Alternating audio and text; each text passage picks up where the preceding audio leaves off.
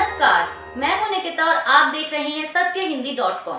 चलिए एक नजर डालते हैं अब तक की सुर्खियों पर। लोकसभा चुनाव 2024 से पहले बीजेपी तमाम राजनीतिक दलों को एनडीए में शामिल कर कुनबा बढ़ाने की कोशिश में जुटी हुई है। इस बीच खबर है कि चंद्रबाबू नायडू के नेतृत्व वाली तेलुगु देशम पार्टी एक बार फिर इस गठबंधन में शामिल हो सकती है। वहीं इन खबरों को लेकर चंद्रबाबू नायडू ने मंगलवार 15 अगस्त को जवाब देते हुए कहा कि एनडीए सरकार में शामिल होने के बारे में बात करने के लिए ये सही समय नहीं है। मैं सही समय पर इस बारे में बात करूंगा।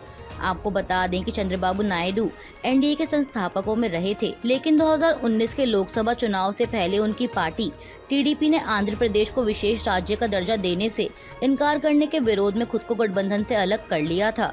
लेकिन वहीं अब एक बार फिर उनकी वापसी की चर्चा हो रही है।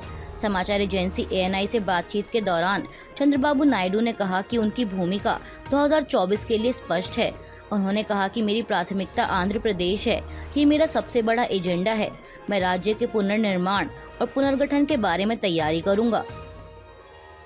भारत के पूर्व प्रधानमंत्री अटल बिहारी वाजपेयी की आज 5वीं पुण्यतिथि है और इस मौके पर बीजेपी ने एक कार्यक्रम रखा है जिसमें बीजेपी के तमाम बड़े नेता पहुंचे। वहीं देखने वाली खास बात ये है कि बीजेपी की तरफ से पहली बार पुण्यतिथि कार्यक्रम में एनडीए के घटक दलों को भी न्योता दिया गया।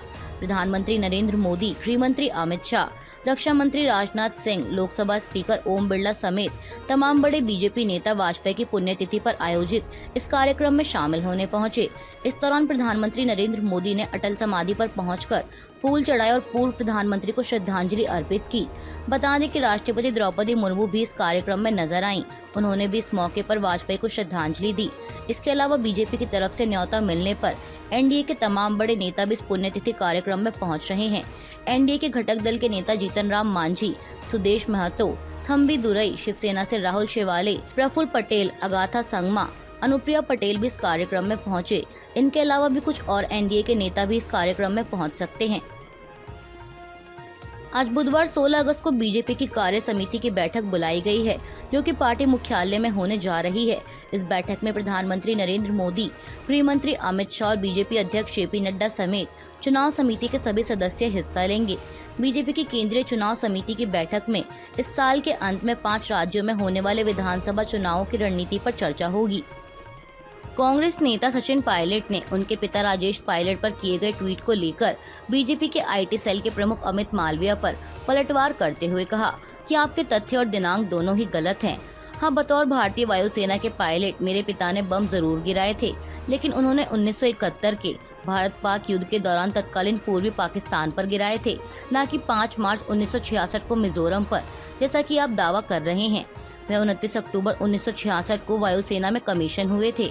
इसके साथ ही सचिन पायलट ने पिता राजेश पायलट के वायुसेना में कमीशन होने का सर्टिफिकेट भी ट्विटर पर अटैच किया। साथ ही सचिन पायलट ने कहा कि हाँ, 80 के दशक में एक राजनेता के रूप में मिजोरम में युद्ध विराम करवाने और स्थायी शांति संधि स्थापित करवाने में उन्होंने अहम भूमिका जरूर निभाई थी।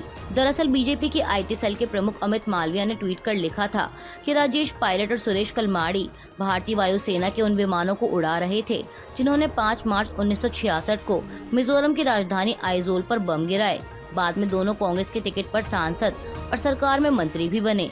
साफ है कि नॉर्थ ईस्ट में अपने ही लोगों पर हवाई हमला करने वालों को इंदिरा गांधी ने बतौर इनाम राजनीति में जगह दी, सम्मान दिया। वहीं अब अमित मालविया के इस ट्वीट पर पलटवार करते हुए सचिन पायलट ने कहा कि आपके तथ्य और दिनांक दोनों ही गलत हैं, क्योंकि 1966 में अक्टूबर महीने में वे भारतीय वायुसेना में कमीशन हुए थे। Nehru memorial museum and library का नाम अब आधिकारिक रूप से बदलकर पीएम म्यूजियम एंड लाइब्रेरी कर दिया गया है।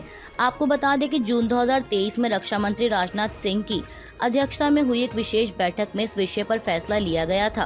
वहीं अब इस नाम परिवर्तन की जानकारी देते हुए पीएम म्यूजियम एंड लाइब्रेरी की कार्यकारी परिषद के उपाध्यक्ष ए सूर्य प्रकाश ने सोशल मीडिया प्लेटफॉर्म एक्स पर लिखा कि सोसाइटी के लोकतंत्रीकरण और विविधीकरण के अनुरूप नेहरू मेमोरियल संग्रहालय और पुस्तकालय अब 14 अगस्त 2023 से प्रधानमंत्री संग्रहालय और पुस्तकालय सोसाइटी है।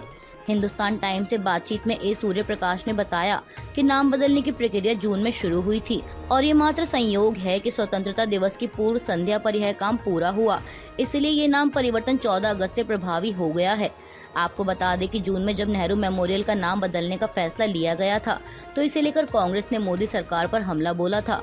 कांग्रेस के राष्ट्रीय अध्यक्ष मल्लिकार्जुन खड़गे ने कहा था कि जिनका कोई इतिहास नहीं है वे दूसरों का इतिहास मिटाने चले हैं। नाम बदलने से पूर्व प्रधानमंत्री की शख्सियत को कम नहीं किया जा सकता। वहीं कांग्रेस के हमले पर बीजेपी ने पलटवार करते हुए कहा था कि कांग्रेस एक साधारण तथ्य स्वीकार नहीं कर पा रही है कि इस देश के लिए एक वंश के अलावा दूसरे नेताओं ने भी देश की सेवा और उसका निर्माण किया है।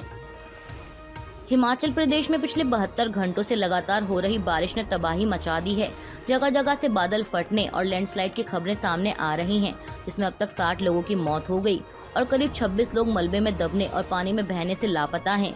इस बीच शिमला से लैंडस्लाइड की भयावह वीडियो भी सामने आ रहे हैं। शिमला के कृष्णानगर विष्णु मंदिर क्षेत्र में मंगलवार को बड़ा लैंडस्लाइड हुआ। इसमें पहाड़ी पर बने कम से कम 4 घर बह गए। हादसे में 2 लोगों की मौत हो गई और अभी भी 5 से 10 लोगों के मलबे में फंसे होने की आशंका है। लैंडस्लाइड में नगर निगम का इकलौता स्लॉटर हाउस भी जमींदोज हो गया है। घटना मंगलवार शाम करीब 5:30 बजे शहर के कृष्णानगर इलाके में हुई। हिमाचल प्रदेश के मुख्यमंत्री सुखविंदर सिंह सुक्खू ने कहा कि इस घटना में 2 लोगों की मौत हो गई है। हमने एक शव बरामद कर लिया है। मलबे में दूसरे शख्स का पैर देखा जा रहा है। उस शव को भी बाहर निकालने की कोशिश जारी है।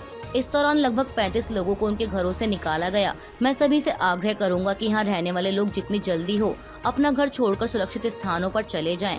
प्रशासन उनके लिए भोजन और आवास सुनिश्चित करेगा। हम क्षतिग्रस्त घरों के पुनर्निर्माण के लिए फंड भी देंगे। उन्होंने कहा कि सभी शैक्षणिक संस्थान बुधवार को बंद रहेंगे और बारिश के कारण बहुत नुकसान हुआ है, रास्ते बंद हैं। इनकी बहाली में समय लगेगा, लेकिन यह जल्द किया जाएगा। खालिस्तान समर्थकों ने संयुक्त राज्य अमेरिका के वॉशिंगटन डीसी में भारतीय दूतावास के बाहर विरोध प्रदर्शन करने की योजना बनाई है, जिसके मद्देनजर भारतीय दूतावास के बाहर सुरक्षा बढ़ा दी गई है।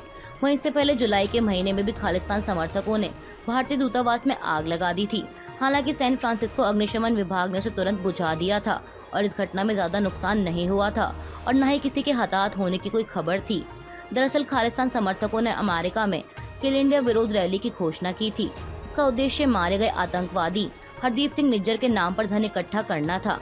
बता दें कि निज्जर भारत में मोस्ट वांटेड था और भारत सरकार ने उस पर 10 लाख रुपए के नकद इनाम की घोषणा भी की थी। और निज्जर को जून में कनाडा में गुरुद्वारे के बाहर गोली मार दी गई थी, जिसके विरोध में खालिस्तान समर्थकों ने भारतीय दूतावास के बाहर प्रदर्शन किया, नारेबाजी की और पुलिस के बनाए अस्थायी सुरक्षा घेरे को भी तोड़ दिया था। इतना ही नहीं, प्रदर्शनकारियों ने वाणिज्य दूतावास परिसर के अंदर झंडे भी लगा दिए थे। हालांकि वाणिज्य दूतावास कर्मियों ने इन झंडों को हटा दिया था। अभी के लिए बस इतना ही। बाकी की खबरों के लिए जुड़े रहिए सत्यहिंदी.com के साथ।